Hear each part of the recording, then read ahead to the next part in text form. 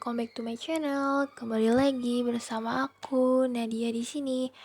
Pada kesempatan kali ini, aku ingin ngebahas tentang perilaku organisasi dengan materi konsep kepemimpinan. Apa sih itu konsep kepemimpinan? Pemimpinan adalah suatu kemampuan untuk mempengaruhi dan memotivasi orang lain untuk mencapai tujuan bersama. Ini merupakan salah satu aspek penting dalam sebuah perilaku organisasi yang menentukan kesuksesan sebuah atau suatu organisasi ataupun tim.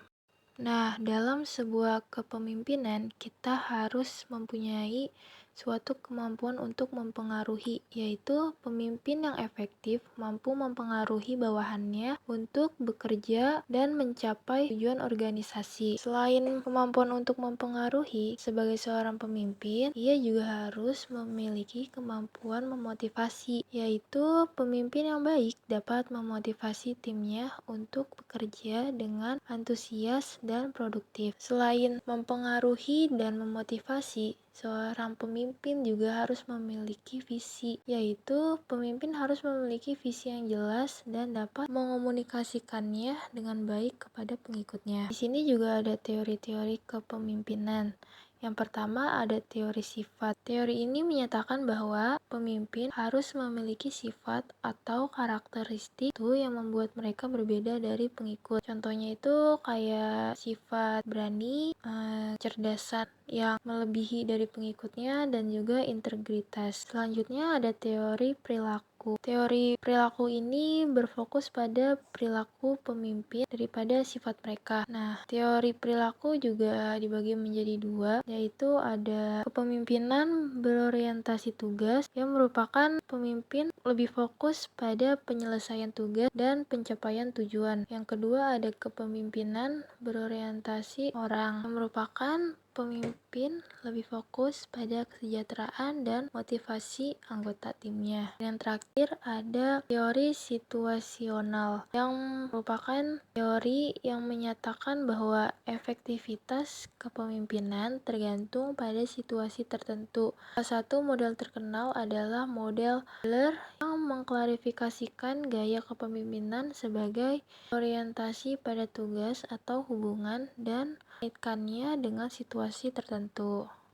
Nah, selanjutnya ini ada gaya kepemimpinan yang efektif. Di sini ada 3 gaya kepemimpinan. Yang pertama ada kepemimpinan yang transformasional yang merupakan gaya kepemimpinan di mana pemimpin bekerja dengan tim mereka untuk mengidentifikasi perubahan yang diperlukan, lalu menciptakan visi untuk membimbing perubahan melalui inspirasi dan melaksanakan perubahan dalam kesatuan dengan anggota tim. Yang kedua yaitu ada gaya kepemimpinan melayani yang merupakan gaya di mana pemimpin menempatkan kebutuhan orang lain di atas kebutuhan mereka sendiri. Nah, fokusnya itu untuk mengembangkan dan mensejahterakan anggota timnya. Dan yang terakhir ada gaya kepemimpinan yang partisipatif yang merupakan gaya kepemimpinan di mana pemimpin melibatkan anggota tim dalam proses pengambilan keputusan, menghargai masukan mereka, dan menyukai kolaborasi. Dari ketiga gaya kepemimpinan di atas, ketiganya memiliki kelebihan dan tantangan masing-masing, dan juga efektivitasnya bisa berbeda tergantung pada konteks organisasi dan kebutuhan tim. Pemimpin yang baik dapat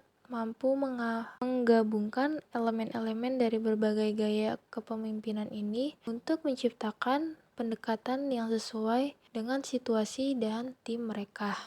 Selanjutnya yaitu pengambilan keputusan dalam kepemimpinan. Pengambilan keputusan merupakan salah satu aspek terpenting dalam kepemimpinan. Pemimpin yang efektif harus dapat membuat keputusan yang tepat dan tepat waktu untuk memastikan keberhasilan suatu tim dan organisasinya. Proses pengambilan keputusan dalam kepemimpinan biasanya diawali dengan yang pertama yaitu menganalisis atau mengidentifikasi masalah atau peluang yaitu dengan mengenali bahwa ada masalah yang perlu dipecahkan atau peluang yang bisa dimanfaatkan. Lalu mengumpulkan data dan informasi yang relevan untuk memahami konteks dan konsekuensi dari masalah atau peluang tersebut. Selanjutnya membuat berbagai pilihan atau solusi yang mungkin untuk mengatasi masalah atau memanfaatkan peluang. Lalu menilai setiap alternatif berdasarkan kriteria tertentu seperti efektivitas, biaya, waktu, dan resiko. Selanjutnya yaitu memilih solusi terbaik berdasarkan evaluasi, lalu melaksanakan keputusan yang telah diambil. Dan yang terakhir yaitu mengawasi pelaksanaan keputusan dan mengevaluasi hasilnya untuk memastikan bahwa tujuan telah tercapai.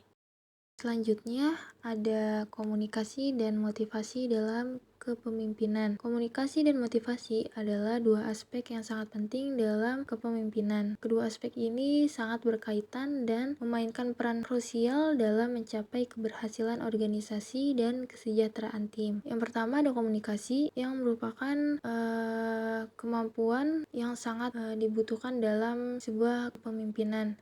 Kemampuan berkomunikasi yang efektif adalah kunci yang membangun hubungan dan dapat memotivasi tim. Pemimpin yang baik harus mampu menyampaikan visi, tujuan, dan harapan mereka dengan jelas kepada tim. Selanjutnya ada motivasi yang merupakan proses yang mendorong, mengarahkan, dan mempertahankan perilaku manusia menuju pencapaian suatu tujuan. Pemimpin yang efektif harus mampu memotivasi tim mereka untuk mencapai kinerja terbaiknya. Dan yang terakhir di sini ada kerja tim. Pemimpin yang baik dapat membangun tim yang solid dan sinergis. Selanjutnya yaitu ada tantangan dan hambatan dalam kepemimpinan. Kepemimpinan dalam organisasi sering dihadapkan pada berbagai tantangan dan hambatan yang dapat mempengaruhi efektivitas dan keberhasilan seorang pemimpin. Nah, di sini ada beberapa tantangan dan hambatan utama dalam kepemimpinan. Yang pertama ada perubahan. Perubahan adalah suatu keniscayaan dalam organisasi, baik itu perubahan teknologi, struktur, budaya, ataupun kebijakan. Pemimpin harus beradaptasi dengan cepat terhadap perubahan lingkungan dan dinamika organisasi. Pemimpin juga harus mampu mengkomunikasikan visi dan manfaat dari perubahan tersebut, lalu melibatkan tim dalam proses perubahan serta memberikan pelatihan dan dukungan yang diperlukan. Lalu yang kedua ada konflik. Pemimpin harus mampu mengelola konflik dan perbedaan dalam tim dengan bijaksana. Konflik antara karyawan